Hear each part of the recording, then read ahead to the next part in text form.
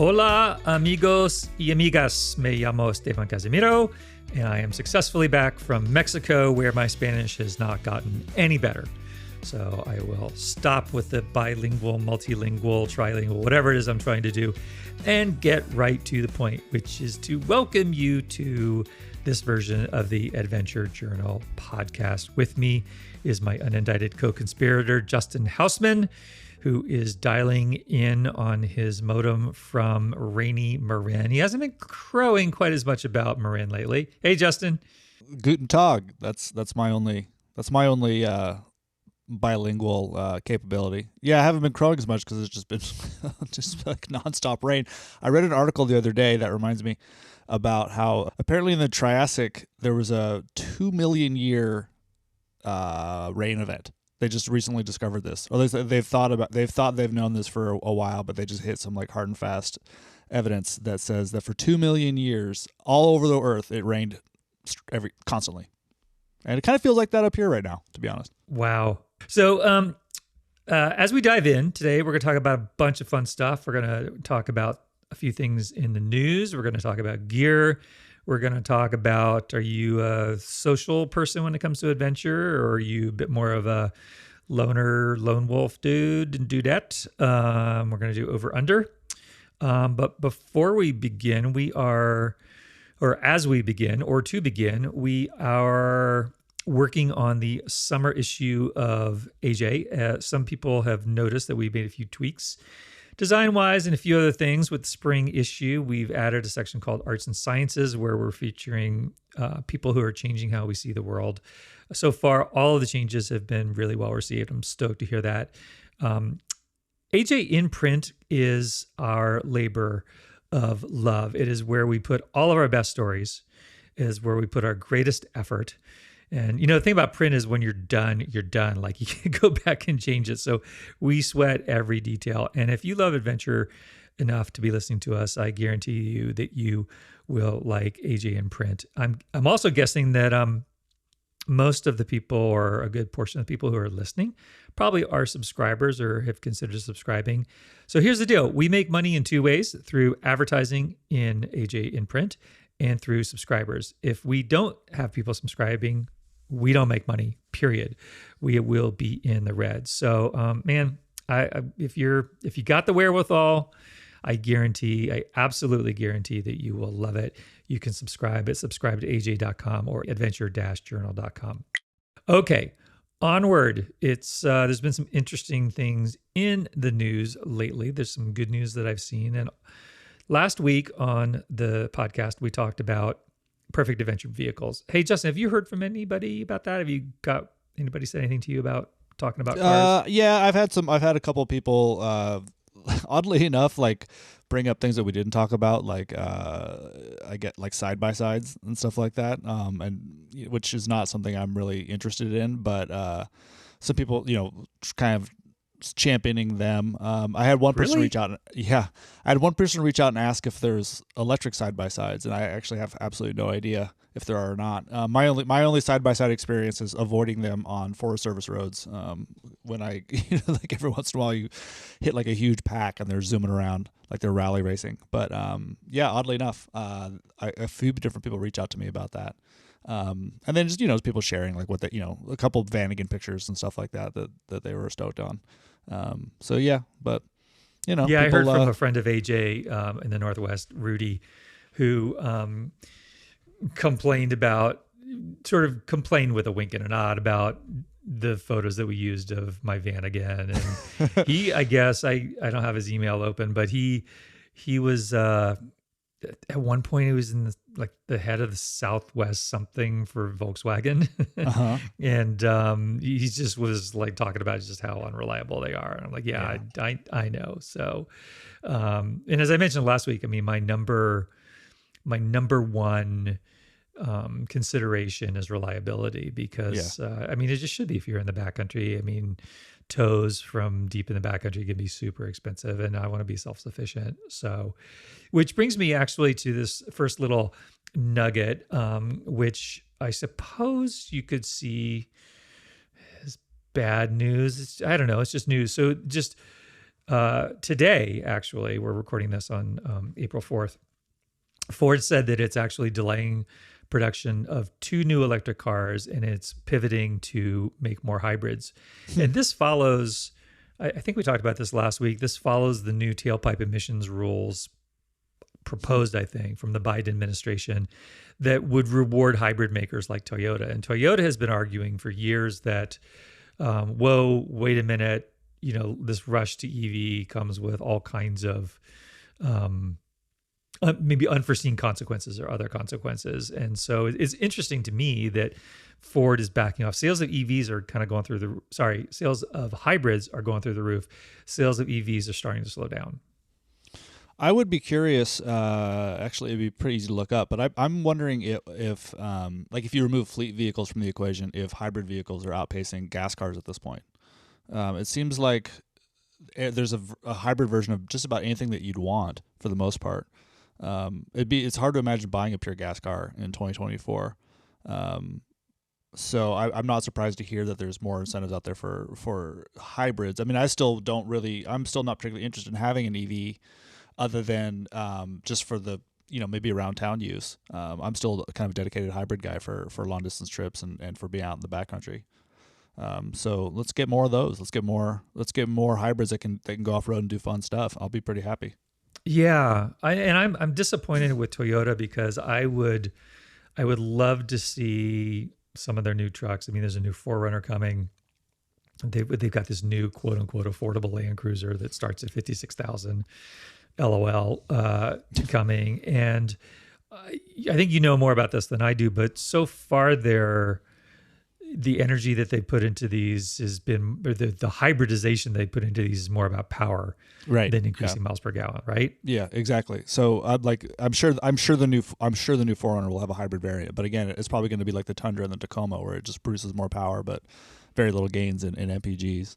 That's lame. Which I just don't. I actually did have a couple people actually mention that we talked about the Suzuki Jimny in that story as well, and there's a good example of something that gets pretty high MPGs for like a simple little rugged like super trail capable vehicle, and I just don't know why Toyota wouldn't step up to the plate and make a Tacoma that has a little bit less power, but maybe gets 30 miles of the gallon. My RAV4 gets 35 miles of the gallon. My hybrid RAV4, I don't see why you couldn't knock that out too with something like a Tacoma. I mean, maybe not exactly that much, but.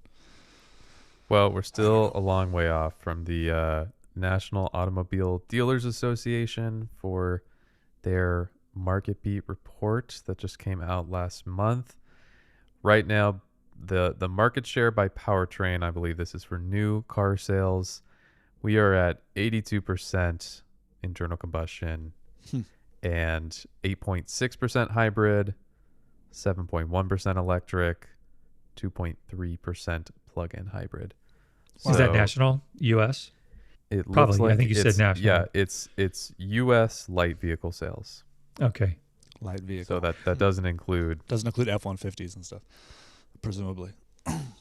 So we're there's a lot of gains to be made just in the hybrid space. I mean, if Toyota thinks it's a stepping stone, I mean they are pretty aggressive about hybridizing everything or now sometimes not having anything but a hybrid powertrain on some of their models. But yeah, I mean 82%, that's still a lot. Yeah, I'm shocked it's that high, but I'm also in Northern California, so my perception is skewed, of course. Well, my daughter her car just got totaled. There's this notoriously sketchy freeway in the Bay Area, and there's a section where she's coming onto it and you have to slow down. I don't know if it's because the curve tightens or what it is, but she slowed down appropriately and somebody slammed into her from behind and totaled her car. And she's not injured. She's fine, but she needs a new car. So we've been helping her do the research, and she was down over Easter, and we went and drove a bunch of things and looked at things. And Toyota is frustrating because the RAV4s, there are 6 trim levels in 3 different versions. There's the gas, the hybrid, and the plug-in hybrid. And then on top of that, you throw in all of the various options. It's insane. Then you go over to Subaru, which is great because they have, very few things, but right. She would have gotten an Outback in a second. She really wanted an Outback.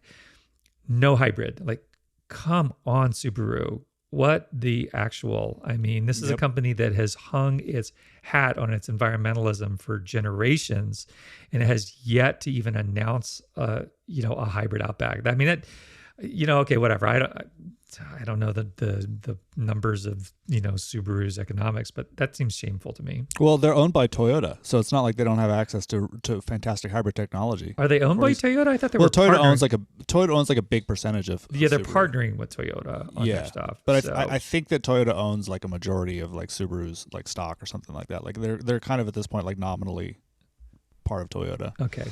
So they have, but either way, they have access to Toyota's technology for sure. Yeah, I mean, I just looked it up. It's a pretty small stake, but they do co-develop some vehicles like the I think the BRZ and the BZ4X, the new electric one, is shared with Subaru.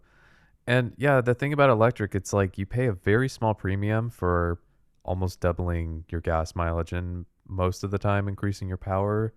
Like there's just... You mean hybrid? Sorry. You said electric. Yeah, hybrid. Yeah. On from vehicles, we have well-covered vehicles recently. So, so I did see what I thought was kind of cool, good news. It's a small thing, but so HarperCollins is one of there's 4 major book publishers worldwide, and HarperCollins is one of them. And it recently gave its designers a project to see if they could reduce the carbon footprint of each book by reducing paper. And so they actually did. They figured out how to maximize page space and readability. They used a font that actually uses less ink. And they are saving, by this new approach, almost 250 million pages a year. Wow. Which is a ton of pages. I mean, that works out to about 5,600 trees, Wow. Not a massive amount of trees, but I mean, every little bit counts, right? Amazing. Wow. 250,000. I mean, that's shocking. No. 250 million. Are they sharing that with the other publishers? I don't know. It would be nice if they would. That seems like the sort of thing that should be open source. So it also seems like the sort of thing that'd be easy enough to copy, to reverse engineer. It's funny, as a kid, it seemed like paper was like saving trees in terms of paper, like reducing your paper use was such a big deal. And I don't really feel like people talk about that much anymore. I don't know if it's because there's 9 million other environmental calamities staring us in the face or what. But you'll see those cute little hand-drawn, like, these napkins come from trees, like signs at like cafes and stuff. But man, it felt like that was a huge issue as a kid. Yeah, I don't know why that was. I mean, maybe it just came out of Earth Day. Yeah, maybe. Or maybe we've made strides in terms of, planting more trees, I mean, obviously, Well, we have actually. So worldwide, tree cover over the last 35 years, so that takes us back to like around, 90 or so, has grown by 2.24 million square kilometers, which is the size of Texas and Alaska combined. Whoa. So there's a lot of deforestation going on in places like the Amazon and Indonesia and whatnot, but like worldwide, we're actually making progress. Well, there you go. Maybe that's part of it. I don't know. I'm sure we've gotten better at just being more efficient in terms of how we make paper as well. But just don't really I mean, as a publisher of a print quarterly, I mean, we're acutely aware of our paper use, and we use Forest FSC certified sustainable paper. But I mean, yesterday was Jane Goodall's 90th birthday, and as she's saying, like, just by being alive every day, we're having an impact. So I mean, we're doing our best to minimize it, and but I mean, if you're going to be alive and you're going to have a company, you're going to have some sort of impact. So the last thing that I have on the good news front is I just saw that the Interior Department is investing about $25 million to restore and protect these 2 wetland areas in southwest Arizona. So, again, we hear nothing but bad news a lot. And wetlands, aka swamps, as I've always thought of them, are just so incredibly important for filtering toxins out of water, for providing habitat, and especially wetlands in the desert. And the interior also, just a few weeks back, kind of at the tail end of Women's History Month, Biden signed an executive order just kind of highlighting the women's impact in national parks throughout the years, which is pretty cool. It's nice to see things come out of the Department of Interior that makes you feel good. I feel like for a long stretch there, it was always just like, ugh, anytime you saw any news releases from the Interior. But Deb Haaland seems like she's doing a pretty good job. At least it feels good having her in charge. Yeah, I mean, they just a couple of days ago announced that they're providing $320 million to improve and create water infrastructure for tribes, which, man, the Native Americans in this country are so woefully underserved in infrastructure, and especially water. And then I think yesterday, doesn't matter, you're listening to this, who knows when you're listening to this, but yesterday, early April, they just, again, Biden administration just finalized protections for this area in central Colorado called the Thompson Divide. Yeah, I've heard about that. Okay, yeah. So they have protected. So it's the areas around Camp Hale, which is famous for the mountaineering division and part of training of troops, which then after World War II came back and really kind of jump started the U.S. ski industry. Tremendous amount of heritage around mountaineering and adventure. And so they are protecting this area. I think they're blocking mining for at least 20 years and protecting it in other ways. So amazing. Yeah, and that's like 200,000 acres. It's a lot. So there is good news out there. And, I mean, we're members of the media, right? I mean, the media just loves shitty stuff. It's just, it's much more interesting to say, house burned down than everything good today. And, right. And one of the things that we have evolved over the years with AJ, I mean, we've covered a lot of climate stuff. We cover a lot of public land stuff. And my thought is that y'all are, a lot of this, and you don't need a lot more crap shoveled down. AJ is an escape for people. It's a happy place for people. And at the same time, we want to cover issues, but we're looking for ways to cover things that are really positive. So in the spring issue, for example, we covered this European biologist who is teaching one of the world's most endangered birds a new migration route. So because of climate change, they're not able to get over the Alps to get to their southern migration area for the winter. So he's with an ultralight and these quote unquote moms, these human moms who raise them from hatchlings. Such a great story. Oh, such a great story. And so he has taught them this new migration route down to the south of France. So we're looking for positive things. And so if you are reading AJ or listening to AJ or subscribing to AJ, we're focusing on solutions. I mean, there's enough bad stuff in the air.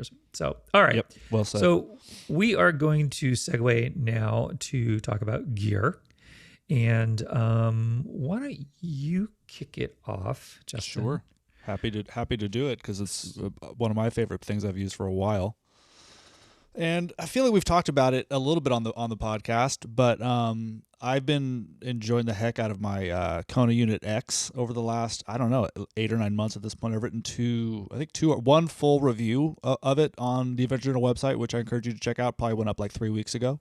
And then that Can you tell us what that is for folks who don't know Kona? Oh, I beg your pardon. Good point. So it's a steel frame, rigid frame, kind of adventure bike. So do it all adventure bike. And I have another rigid bike in my collection, but it's not steel. And the steel is just it's just so fun to ride. It's just so pleasurable to be on. So compliant, so plush. It just feels kind of alive in ways that carbon and aluminum kind of don't. Yeah, I covered it a couple times, so go check those out if you want to get into the real nuts and bolts about it. But it's one of the things I love about this bike is one, it's not terribly expensive. I mean, walk into any bike store right now and you're gonna be shocked if you haven't been shopping for bikes lately. For full suspension bike, a budget one now is $4,000, $3,000 or $4,000. So to just get a nice stripped down rigid frame steel bike with a pretty capable 1x12 drivetrain, pretty good hydraulic brakes, no dropper, but everything else is rock solid. It's about $1,500, and that's 1,600 such now, actually. Is it okay? So $1,600. Last time I looked, actually, Kona was out of stock on their site, but you can find it at a lot of direct-to-consumer, like third-party sites. But man, what it's the geometry is pretty peppy. It's pretty nimble. It can handle itself just fine on a single track, but it's also super comfortable for a big long ride. It's their bike packing bike, so it's loaded with bike mounting points. I haven't really used it for bike packing yet, but I keep a frame bag in it at all times. I have an Old Man Mountain rack. Old Man Mountain makes terrific off-road racks, bolted to the back with an with an Old Man Mountain bag as well strapped to it. So I'll throw a book in there. I'll throw a little collapsible fishing rod in there. I'll throw lunch in there and just head up into the hills, and it can handle itself with a ton of weight. But it's also super fun to just ride to the store. I mean, it's just it's that kind of one bike that can do it all sort of bike, and there's just something so pleasurable about riding steel. Stephen and I talk about this all the time. It's just an absolute joy to be on one. He has the single speed, so his is a bit more hardcore, a bit tougher, manly, more adventurous. Yeah. Hey, what did I text you last weekend about the other bike? I don't remember something about something great about steel. That's all I really remember. No, before that. Well, so I texted you. So I have a carbon. Oh, the Fuse? Specialized Fuse. Yeah. Which I've put more miles on that bike in the last 5 years than any other bike. But I wrote it because I had it on Craigslist and I wrote it and. Right as I was going out, I texted you, I got to be an idiot to think about selling this. Yeah. So then I wrote it and I was like, oh yeah, I forgot. Carbon's not very forgiving. And then I rode the unit, the single speed unit. And I'm like, this just, it's basically, it does what the Fuse, the unit does what the Fuse does. Of course, it only has one gear. It's just so much more comfortable. So much more. And if you want, you can put suspension forks on these. Like it'll take one up to like 110 millimeter travel, I think is what Kona says. And I've seen, if you Google them, you'll see lots of cool builds where people have done that. And I get why you would. I mean, I think it'd actually be really fun with like a little bit of suspension fork too. I mean, the bike itself is just the geometry is really fun. But I don't, I've thought about it a lot, and I guess it's just the way the steel flexes a little bit, but it just feels so dang comfortable. It's also nice to be on a bike that the tubes are so narrow. It just feels like it's a little bit more of an elegant shape. I mean, it just looks nice. You're not having a giant like 4-inch across like top tube when you're looking down as you're riding. Man, it's just something about it. Well, a little bit later. So later in the show, we're going to talk about being social versus going solo or more of a loner style. And I was just at Rute Del Jefe down in Mexico, and which is a non-competitive bike festival. It's a very social, communal get together, and it was definitely the jorts crowd. I only ride in jorts. You should know. And I would say, well, I mean, it's organized by Sarah Swallow, who is known for long distance bike packing, and so most of the rigs were more bike packing. I would say most rigs had frame bags on them, but most rigs were rigid, and I would say a good portion of them were fully rigid. And to each their own, right? It's whatever you like. Whatever. I mean, any bike is a good bike, but it is interesting to compare them, and I think that as the industry is wont to do, like it goes overboard in whatever direction happens to be selling, e-bikes or gravel bikes or whatever it is. And one of the things that I like about my unit, and I may end up putting gears on it because I could see it as, kind of almost, I mean, either I get fit enough for the single speed or I put gears on it. But, if you're fortunate enough to be able to afford more than one bike, and you can have a full suspension and then you could have a rigid, I mean, it's a great combination. And as much as I have loved that Fuse, there's just, I mean, it's just something that's sexy about steel. That's just, that's organic almost about steel. And when you combine that with the price, and no, we're not shilling for Kona. It's just a great bike. It's also just nice to the experience of riding a rigid frame is so different than riding even just a hardtail. And you know, it depends on where you're riding. I ride a lot of I pretty much only use the Phews on, or the Phews. I pretty much only use the Unit X on either fire roads or pretty smooth single track for the most part. I'm not taking it down stuff with a ton of rock gardens, which would really quickly your hands and forearms would get just annihilated. But you can do it. I mean, that's the thing, is you just pick a different line. You just go a little bit slower. You just have a different experience on it than you would a big burly full suspension. You know, it takes you back to the early days of mountain biking. You know, yeah, where exactly. you match yourself to the terrain as opposed to match that you kind of overpower it with the bike. Yep. So my gear nugget is one of my favorite elements of the last year or two, and it is it's a Patagonia. It's a sun shirt, basically. It's a Patagonia Tropic Comfort Natural UPF hoodie, which is a mouthful. But it's a 40 plus UPF sun protection, and for apparel they use UPF as opposed to SPF.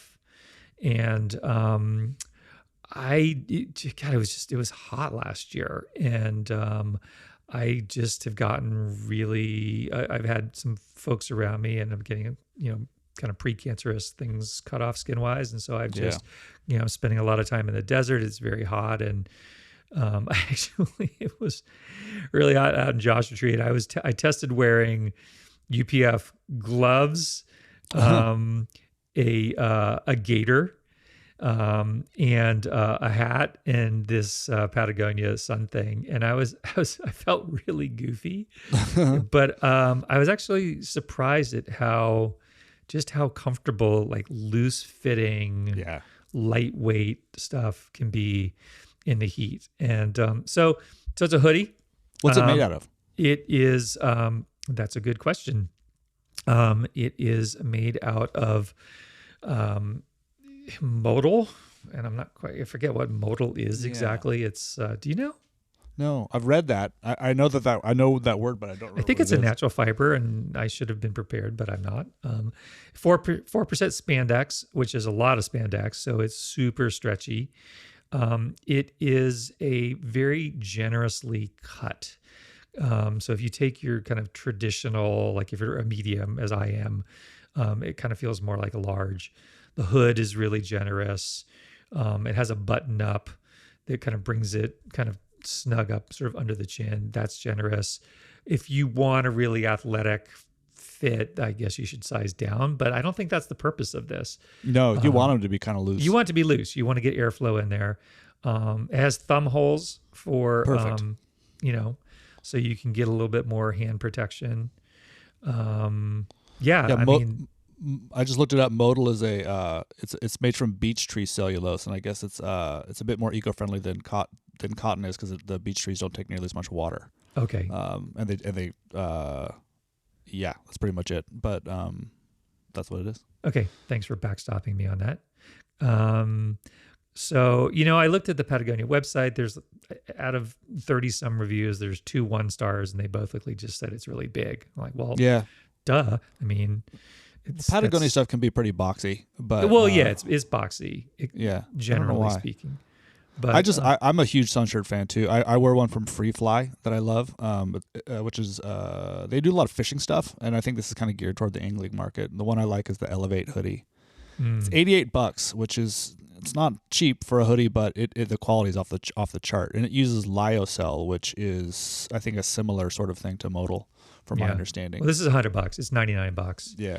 I also have a Columbia, like a button-up shirt that I bought. I think that was $40, and we had on this last trip in Mexico. I mean, I just I've been wearing this Patagonia shirt like constantly, but we had one day of sun, and I just wore it on the bike, and I kind of miss not having like a full zipper, a jersey to air out, but I much preferred being able to have the sun off my skin all day. And I saw quite a few people wearing hoodie sun shirts, including over their head, under their helmet, over their helmet. And it's just nice to see people taking sun stuff seriously. Totally. Yeah. I will point out that Patagonia also has a button-up, the men's long-sleeved self-guided UPF hike shirt, which is $89 and comes in some fun colors. And I think I'm gonna pull the trigger on that one. It has like the buttons where you can roll your sleeves up and like. Oh, those are great. cinch them. And like cinch them up. Yeah. Yeah. I live in those in the summertime. Those and sun shirts. I mean, like that's kind of that's my wardrobe in the summer. It's great. You know, my one issue with these is that they can often just really feel unnatural, you know, and I have another one from a Swedish brand, very small presence here. It's not Fjallraven or so the ones that you know. And it's the same idea. It's a button up. It's the same idea as the Columbia, but there's something about the fabric. It feels, I don't know what, it's not greasy, not buttery, but it's just kind of slick and it's just something about it that I just don't really enjoy it. And I mean, it's super technical, and I'm kind of on the hunt for the traditional sort of safari hiker, you know, with the zippered pocket, because with the sun protection and being able to roll the sleeves up, I do like, I mean, I love to have, I'm always taking notes when I'm walking, you know, I love to be able to have pockets. I don't know, maybe that's a category we need to look at. I have one of those from Eddie Bauer that I use a lot. It's kind of geared toward fishing, but it has the zippered pocket up front. And those usually often have the back vent, which is crucial when it's hot. And that thing is fantastic, but it's you know, same kind of thing. You can button the sleeves up. I wear those and sun shirts pretty much exclusively when I'm fishing in the summertime. Yeah. And sun shirts are like the best hiking shirts too. You just throw the hoodie up. They keep you cooler than even just a t-shirt would. I pretty much don't go anywhere in the backcountry without a sun shirt at this point, which I didn't even own any a few years ago. They've just really dominated my summertime wardrobe. Yeah, I was wondering if the fact that it blocks the UV, I don't know if it's the UV that heats you up or the infrared, if it blocks more of that. But yeah, I was wondering if even if it is a long sleeve and a hoodie, if it can effectively keep you cooler. By It does I think so. I remember getting pitched by a PR person back in the day, years ago, probably 10 or 15 years ago, about, I think it was leggings and sleeves. Yeah. About like one of this brand, I can't remember the brand now, but one of their sponsored triathletes, and how they were so obsessed with trying to figure out what made the difference in terms of their internal temperature that they stopped like every 20 minutes and took rectal thermometer readings. Oh my God. That's taking it for the team. Yeah, literally. Amazing. All right, I have one last thing before we go to a break, which is sort of a little bit geary and a little bit, I guess, sort of topical back to vehicles. So after we recorded the last one about vehicles and I was talking about getting a rooftop box, I ordered one from Yakima on a Thursday or Friday, and it was here on Monday. It was just, I'm so excited about it. And I got on my roof. It took me, I did it by myself. Joni was busy, and I sort of figured out a way to get it on. I had the whole thing on there in like 20 minutes. So I'm so excited to get things like shovels and recovery gear and whatever. But I was reading in the news about how we have another storm hitting California, and a section of road just washed out in Big Sur, and now they're warning people to evacuate. And 1,000 people were basically stuck. I don't know how long they were stuck for. And so it got me to thinking about how, like in the wintertime, like when we go into the mountains in the wintertime, I would never not bring a warm sleeping bag and kind of survival stuff on my car. But I'm just kind of curious, and maybe this can be a prompt for another discussion, or I would love to hear from the listeners and what they think. But like, how much do you guys think about preparedness? I was going to say survival stuff, but kind of preparedness stuff in your car at all times, like with earthquakes and fires and, you know, with a changing environment. Like, I'm just wondering if I'm excited to keep stuff on my roof because, as you guys know, I don't use the car except on adventures. I'm just wondering if we need to sort of be in a world where we carry more stuff in our cars and we're always ready. I don't know. What do you think? That's interesting. I have a little setup in we don't do this. This is a terrible lack of judgment now I'm thinking about it. We don't do this in the family car, but in my truck, which is my adventure rig, I always have a pretty big, I have like my big first aid kit. I have multiple emergency blankets all stashed under the Nissan Frontier has nice pockets under the back seats. You can just stash stuff. So I have first aid, emergency blanket stuff, always a battery charger jumper thing, always a big knife, always flashlights. That's just always in there. And that's not stuff that I'm going to use when I'm camping. It's just it's back there in case I get stranded or stuck somewhere. And I forget who makes it, but oh gosh, I wish I could remember was it Decker? Decked? It might be Decked. Decked makes like a pretty cool like kind of a bug out sort of kit that you can just, it's all in like a tackle box size thing. You just throw it in your car and it has paracord and emergency flares and all this kind of stuff. And so I have one of those. When I think about it, I throw it in the rig too. But I wouldn't go so far as to say I think about it as like emergency planning. Generally speaking, it's more if I got stuck in the backcountry. But if there was something that went wrong, or if we had to evacuate for some reason, we would take the truck. We wouldn't take the family car. So it would sort of effectively at that point be kind of more of like an emergency preparedness thing. What do you think, Jackson? Well, I mean, I just completed a full inventory of all my kind of camping and survival stuff, and the cases that I keep in the car, especially because I have this locking drawer system. I don't really worry about leaving stuff in the car. And so I have basically your main categories put away: your emergency blanket, your water filter, some extra food and water, that kind of stuff.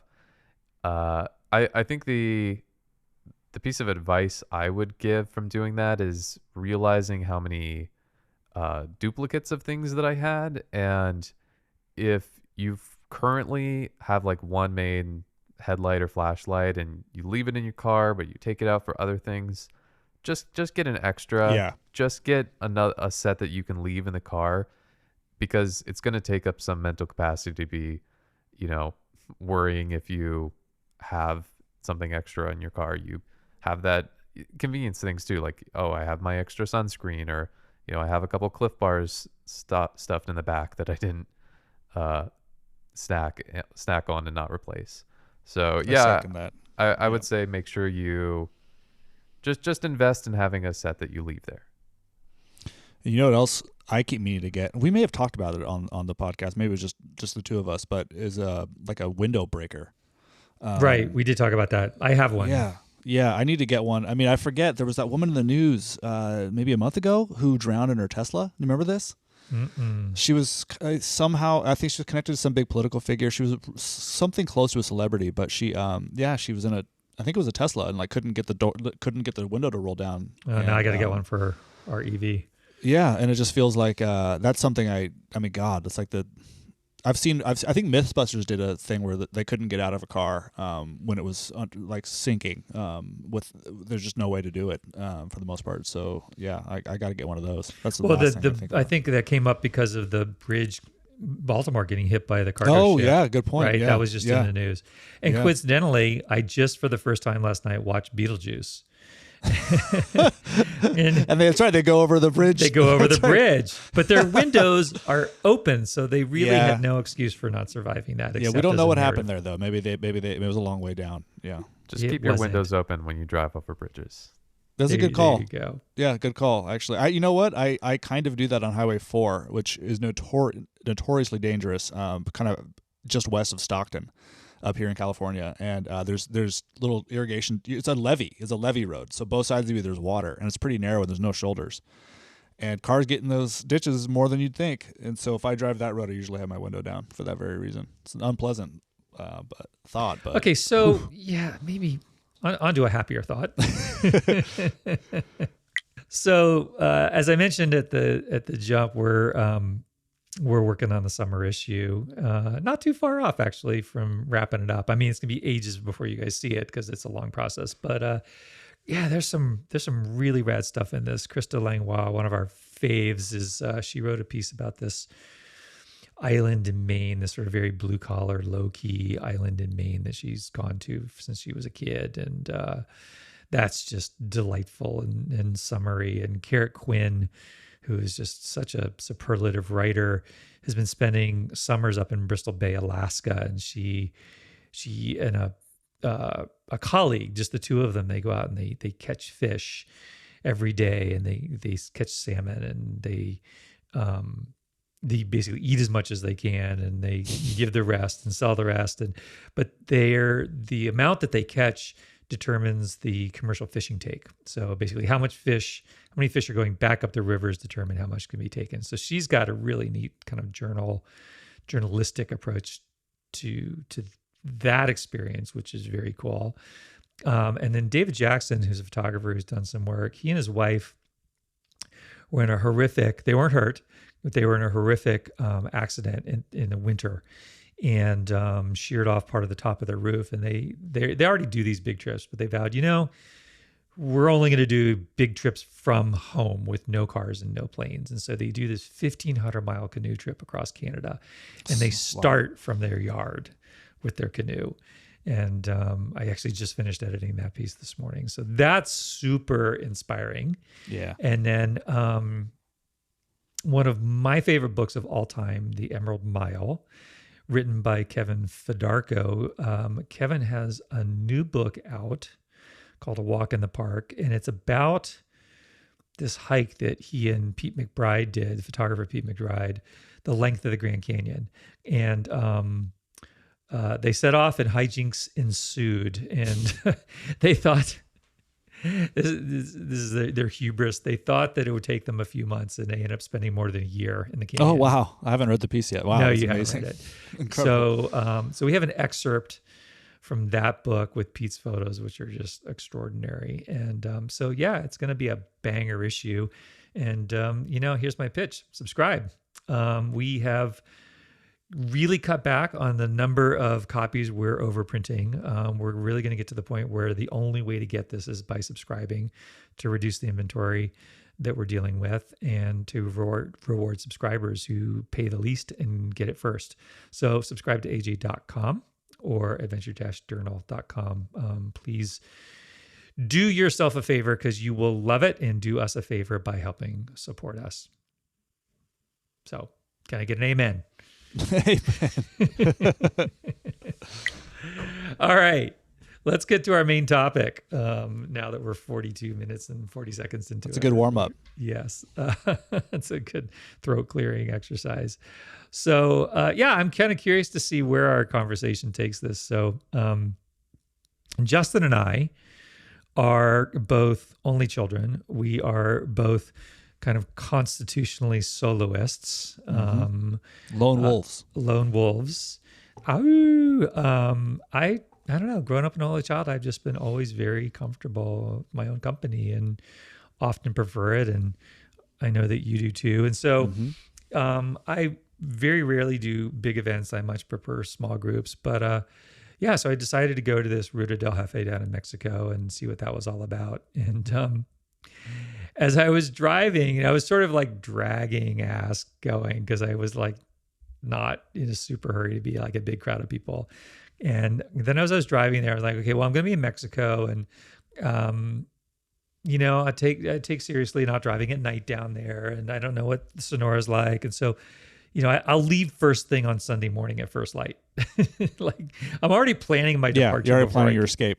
I'm planning my escape, right? Yep. And so then I get there, and of course, there's kind of the awkwardness of not getting to know people. But by the time the weekend was over, I won't say I was one of the last people to leave, but I was certainly felt like I was. I just didn't want it to end. And I just wanted to hang out with my new friends, and I helped fold chairs, and I picked up trash, and it was just so the prompt for this, my idea for this is, are you a social butterfly, or are you a lone ranger? And what is it about adventure and whether festivals like draw us or don't draw us? So I'll stop there, and like, Justin, why don't you jump in and give us your take on that? Well, I want to point out what's interesting is that, I'm exactly the same way. And you've had, a lifetime of going on adventures with groups of people. I mean, whether like press trips and when you were at National Geographic, and it's like, but you clearly haven't learned that you're going to have a good time. Right. Isn't that amazing? I don't want to say I dread them, but there's a part of me that's like, Yeah, I have the same thing, and it's interesting. I mean, obviously the only child aspect is huge. Because I don't know. I would sort of assume that you're like that in the rest of your life too. It's not just adventure trips. But I think for me, one of my issues isn't necessarily like I actually like being with people a lot. I love being in crowded places. I mean, I've always worked from home, but I'm rarely working from home. I'm always at a cafe. I'm always, I'll go co-work at a friend's house. Like, I like being around people. And it's no different in the backcountry. But one of my issues is I have a really hard time ceding control of a trip to somebody else. And I don't even necessarily mean control in the sense that, okay, we have an idea about what we're going to do and where we're going to go. And this person's going to decide every single aspect of it. But more, I like to fly by the seat of my pants. Like when I'm out camping, I'm almost always by myself. And I'm usually either day hiking or fishing or something like that. And, I might be fishing one spot and then just out of the blue decide, you know what? I heard about this creek that's 50 miles away. I need to go check it out and just drop everything and go. And you can do that with other people too, of course. But I like that freedom. I like that I can do whatever I want, whenever I want, and not really have to worry about whether somebody else is bored or anything like that. For some reason, that's a big issue with me. Like, if I bring people with me, I always feel bad that if they're bored or they're, or it's too hard or something like that. Like, I'm a people pleaser. And so there's some anxiety and some stuff gets wrapped up in that sort of thing. It's just easier to just do it all by myself. I mean, how nice is it to just be like, I'm going to leave whenever I want to go to a place, and then I'm going to leave whenever I want to come home from a place and not have to take anybody else's like opinion into account. It's really nice. So that's my take. Yeah, I'm with you on that. And one of my favorite things to do as a photographer is just to explore and slow down or speed up depending on what I feel like doing. And even when I'm traveling with Joni, who is very supportive of that, I still it's kind of a solitary pursuit, right? Like, you don't want to feel like you're holding somebody up. You don't want to feel like you have to speed up, And so I guess I enjoy that space and it so much, and it feels so rare. And I've been on some hell trips, I've been on, true. Where, there's that one person, hopefully not me, but, it was interesting. I gotta say, like 99% of the time, whether it's kind of dreading going to OR, to a trade show and all the blah, blah of trade shows, or to a press event where you don't know anybody, or, even a kind of a festival sort of thing, every single time I'm so excited about the people I meet. I'm so impressed by the people I meet, and I come away so inspired by the people I meet. Mm-hmm. Yeah. I mean, OR is a really good example. I mean, I've only been, 3 or 4 times, but, or even actually a better one is when I used to work at Surfer. This is amazing. When I used to work at Surfer magazine, every year for a really long time, they don't exist anymore. I guess they're coming back, but they kind of don't exist. So they always did a big award show at the end of the year. It used to be in Southern California. Then I want to say maybe the mid to early 2000s, it moved to Hawaii. And so they would rent out part of the Turtle Bay, which is like a giant resort, the only real resort on the North Shore. And it's a giant party. All the best surfers in the world are there anyway, because it's the surf season. And all the brands are there giving out swag. And, the first year I went, I was so excited. And it was great. It was always fun. But by the second or third year, it was the same kind of thing crept in where it's like, I really I just want to go surf. I just want to go check out Hawaii. I don't want to be sort of buttoned up with these huge crowds of people on the North Shore. But the same thing would happen. Every time I would leave, I would it was like clawing. You had to claw me away from there, and I met so many people I really liked. I'd linger at the Turtle Bay, I'd go back before my flight, just kind of walk around the halls and be like, oh, remember that? That was great. That was a good time, thinking about the parties. It's still, but I just haven't learned that given the opportunity, it's going to be fun again the next time. It's such a strange thing. We just get so set in our little ways. I think part of it may be control, you know, in this particular thing, the event that I went to, I mean, it had a designated schedule. It had, the food was communal. You had hours which they were serving, stuff like that. It was not regimented though, as it turned out to be. And I'm not going to talk too much about it because I'm doing a story on it for the fall issue. Yeah. I was actually really kind of blown away by the experience. Not just being with people, but the whole idea behind it. So I won't tip my hand too much on that. But, I think that there's, I was by myself. I mean, I didn't go with anybody. So, the only person that I knew going into it was Sarah Swallow, the organizer, and I'd never met Sarah actually. Right. And then I have kind of digital friends from LA who are going to be there, and she hurt her knee at the last minute and they pulled out. So, I went into this thing where I didn't know anybody. One of the nice things of, being there working as a press person is that, it gives me access to people and it gives me an excuse to talk to organizers and the biologists and whatever, as opposed to just having sort of normal conversations. So just kind of a little bit of cover with that. But I think that there's that, just the fear of social awkwardness, because everybody was so friendly, but there's inevitable like awkward moments of course when you're getting to know people. And I don't know why we're so afraid of that as a species. Yeah, I mean, it's interesting. I'm always amazed by people who are comfortable not talking to each other. Like if you're in the car and it's just silent or whatever. Like I'm one of those people that feels the need not to be a chatterbox, but I like to fill the space. It seems awkward if we're not. And again, you'd think we'd have lots of practice at it, but still, there's a little bit of an aspect there. But these are also different. These are situations where you're going into them where you don't know anybody. I mean, or very few people. I mean, I've organized camping trips before with like big groups of people, and that's kind of a different experience where it's like that's more of the I'm already friends with all these people. It's not going to be awkward. But it's just also know that I'm in for a completely different experience in the backcountry than I am if I'm by myself. Like I'm probably going to be going slower, probably going to be going to somewhere that's way easier to get to. Like you're sort of taking other people's itineraries and stuff like that into account, which is a little bit of a different reason to, be a little bit like, I'm not sure if I really want to do that. But again, it always ends up being an absolute blast. I mean, some of the memories, my most favorite memories I have at all are camping with big groups of friends, despite everything that we just said about not wanting to give up control. Although having said that, I usually plan the trips. So I get you're in, yes, I am you're having it both control. ways. Yeah. But also, God, I love the idea of going, I don't do guided trips. And I probably should. Like I've never done a guided fly fishing trip. And partly is because I really don't want to just be standing around with a guide all day, but that's when you catch the biggest and best fish. That's, I'd learn a lot. I'd probably have a pretty memorable experience. But I do sort of I like the idea very much of going on a trip where somebody else is doing the planning. Having said everything I just said about control, it'd also be nice to just show up and be like, okay, what are we doing? And having somebody else kind of lead you around. That could be kind of freeing in its own way.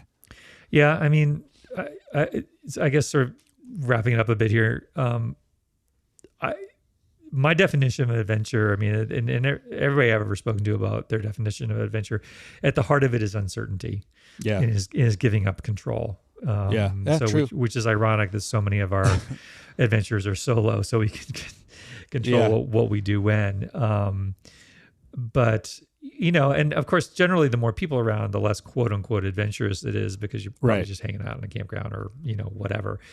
But I don't know. Like I enjoyed looking at my photos, but I don't like go to myself, oh, remember that time I did this, and we're like being able to share memories with other people is so much richer. That's such a good point. I don't think that's a great point. I have individual memories of like surf sessions that are a really big deal to me where I just happen to be by myself, but that was just because the waves were fantastic and I'll never forget that day. But in terms of like camping or something like that, that's a really good point. The best memories are the ones that you form with other people. I mean, one of the things that I do really appreciate is it's nice to be, I mean, in some ways, I mean, I kind of just wrote about this a little bit with in the newsletter. If you get our newsletter, I touched very briefly on how part of what we try to do at Adventure Journals is establish the connection between humanity and just the experience of being outside, the human experience of having an adventure.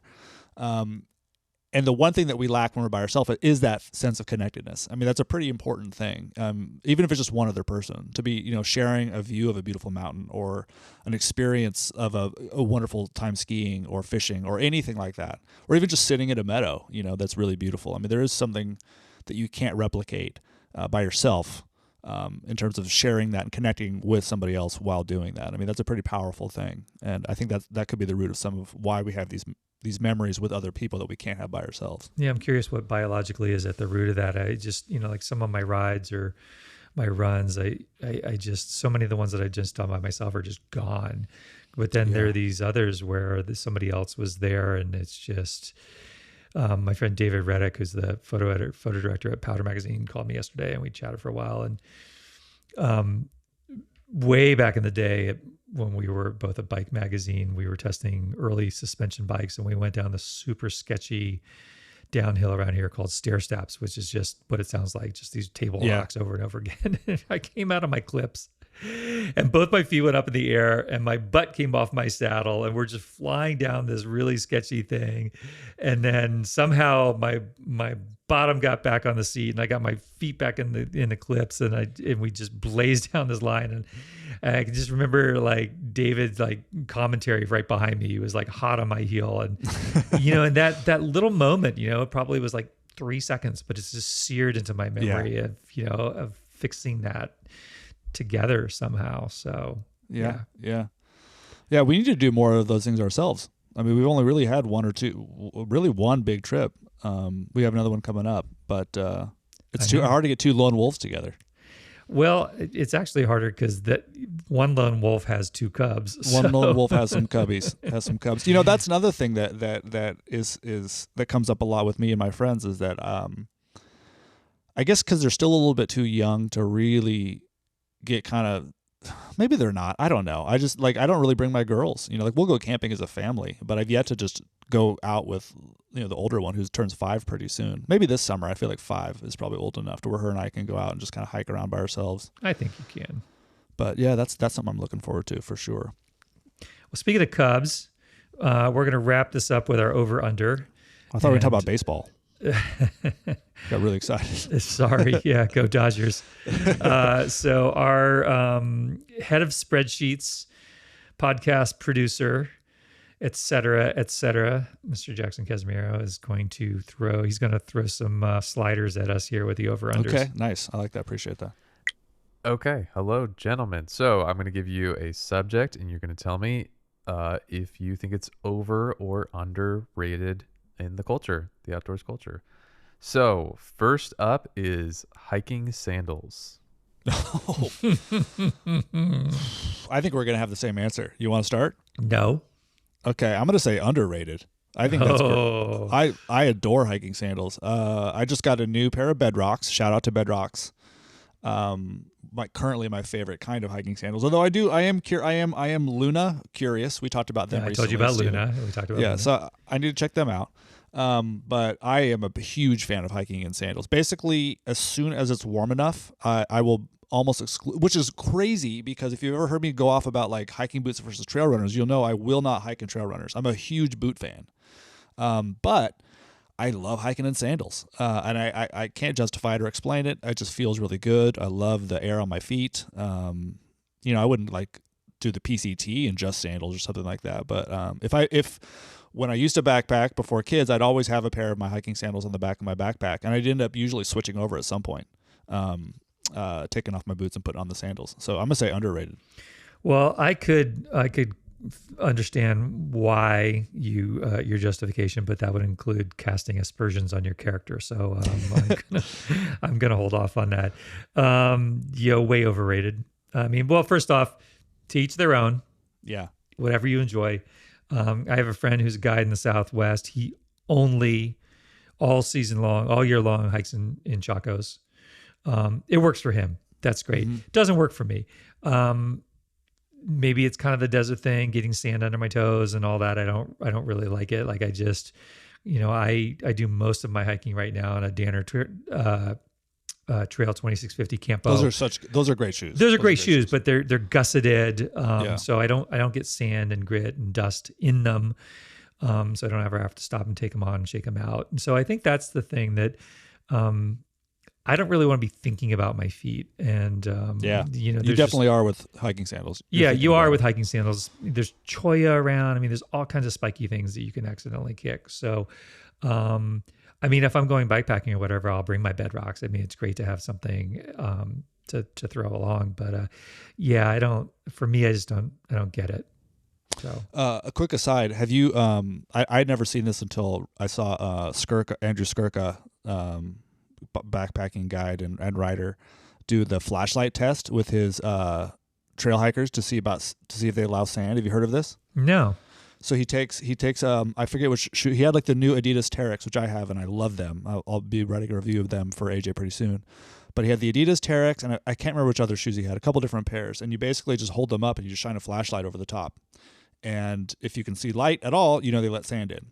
And I mean it's kind of obvious, but like the less light you see means the more protective they are about sand. And I guess when he's hiking in the desert, he just refuses to have any sand at all. So you can buy some pretty good like low top hikers that don't let any light, therefore no sand in. But it's a pretty cool way to kind of check out a shoe. That's a great tip. Yeah. Mm-hmm.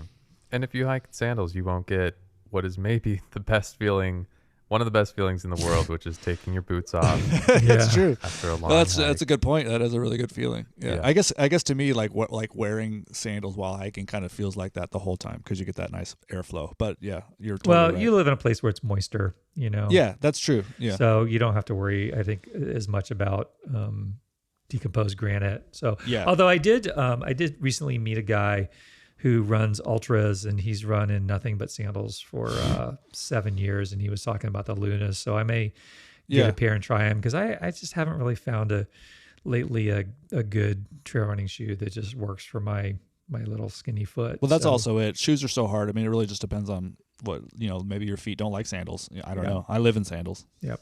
All right. What's number 2?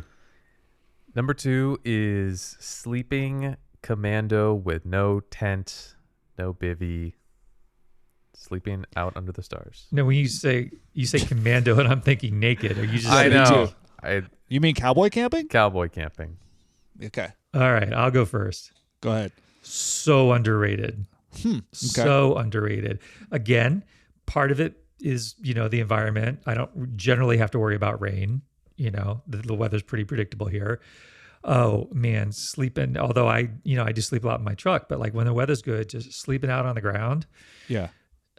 There's a vulnerability to it when you go to sleep, right? And that's absolutely an issue. But man, like if you wake up in the middle of the night and there's just stars overhead, and I'm not a big fan of the nylon of tents and flapping and all that sort of stuff. Mm-hmm. And the air is always fresh. You don't have a Dutch oven happening, I just think I think more people should do it. It's a joyous thing for me. I like it, and I think it's extremely cool and extremely romantic, but I actually do think it's a little overrated for me in the sense that there have been lots of times where I pretty much always have a tent. And I'll set it up, and with the idea that I'll sleep outside, and I'll move into the tent if I need to or decide I want to, and I'll end up moving into the tent at some point.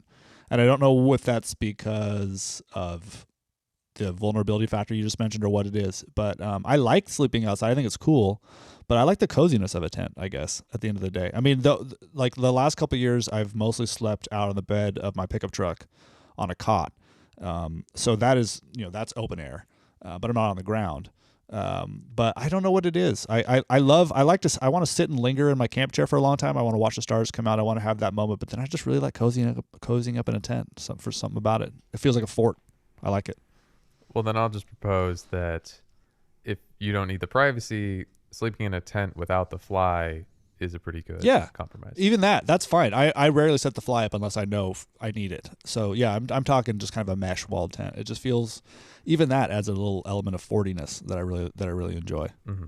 And it'll keep the bears out, right? Like a bear can't get through that. Bears can't get, or mountain lions. Yeah, if they can't see you, yeah. Yep. Okay, so we are coming to our third and last over-under. What you got? That would be French press for camping. French press for camping. I will say I think this is context dependent. I mean, if this is your only option, are we talking? Or like you have your choice of options and it's French press or literally anything else? So, I mean, I have some curiosities about this. I was wondering, are there French presses that double as your kettle? Do you have any idea? Yes. Well, Jetboil, for example, has a French press attachment. Yeah, I have an MSR that does as well. Yeah, I think there are a number of them that do that. Okay. Then, it's basically for, I think if you're more than one person, like, I think anything less, if you're solo, probably an AeroPress or I'm of two minds. I like the thing is, I typically will do pour over if I'm by myself and I'm car camping, because I'm not concerned about space. If I'm backpacking, I'm not bringing that bigger. I have an MSR that will do that. I don't usually use that. And I would just go with instant, like via packets or something like that. So I know. I just don't. I don't love French presses generally speaking. I don't think. But I just feel like there's easier methods. So I guess I would say overrated. I think you could. I think you can do better than a French press. What is it you don't love about them? I feel like the coffee that they produce, and it could just be the way I make it, tends to be oilier, a little too rich for my taste. Like the body is pretty intense. Well, that is the essence of a French press. Exactly. Yeah. And Because I'm not a huge fan of that. Okay, because some people are, because if you use a paper filter, the paper catches those oils. Yeah. You use a French press, the oils from the beans maintain. So it does have a different mouthfeel to it, a different consistency. and you probably need a coarser ground. You're supposed to use a coarser ground. You're supposed to use very coarse ground. They're also kind of a pain to clean. I mean, even at home, not that big of a deal, but like it just, that's another, if you're doing pour over, you just kind of ball up the coffee filter and you're done. But the French press, you got to, clean it out a little bit. So there's a little bit more effort there. So do you bring a scale for the pour over? I'm not that nerdy about it. I mean, I get it if you do, but I don't. Huh? All right. Well, I think you should, if you're going to do it. I mean, if you're happy, stick with it. Well, I've also done it so much, I kind of know, for the most part, Right. like how many grounds it takes. Well, so for the French press, I think for a big group, it's tough to have anything better, really. So I think, all of this is context dependent. So if you have more than a couple of people, really, I think go to a French press. And actually, on Long Week in Coffee, we sell a 48 ounce metal French press that will do a great job. I mean, I've tried to do pour over. I actually have done. I think we were in Yosemite and there were 5 of us, and I would think I was doing pour overs or something. That's a and pain. It's just, so then everybody's coffee's coming out at a different time, and you're not sharing that experience together. It was a lot of work for me. Coffee tasted great, but it was just a lot of work. So for a big group, absolutely. For individual, I mean, if you're backpacking, and you're a Jetboil person, as I am, again, it's tough to beat that little attachment. Mm-hmm. I mean, it's great. But I like that heartier.